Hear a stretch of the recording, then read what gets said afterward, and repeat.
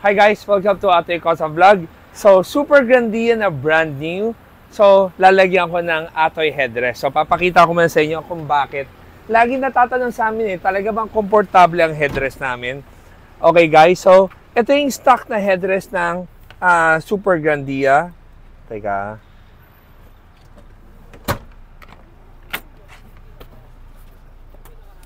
So, itong stock headrest ng Super Grandia. Pag inupuan mo, at tingnan mo yung bato ko, ito yung lagi ko siya sabi. Hindi ka makakatulog na komportable dahil malalaglag yung ulo mo, di ba? So, tinatanggal namin to.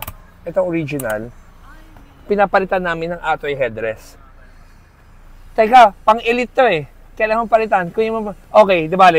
Tutuloy muna natin. Pang-elite yan eh. Okay. So guys, kung mapapansin nyo, nakabaligtad yung isang upuan ng 180 degrees.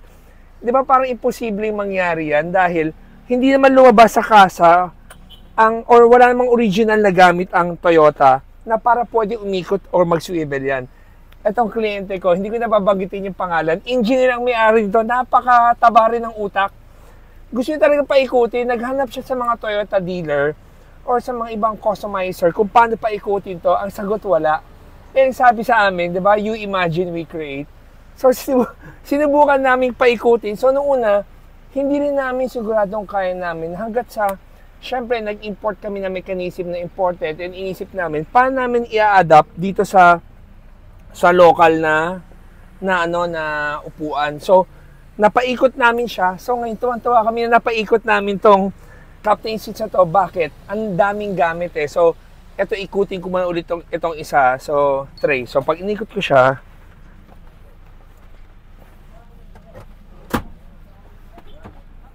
okay.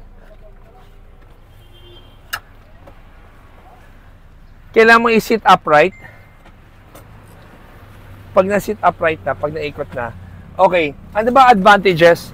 So, pag nagmi-meeting ka, pwera sa pwede kayong harapan at kung sakaling babiyahe kang matutulog ka, kung babiyahe ka na malayo at matutulog ka, pwede mo gawing mini kama.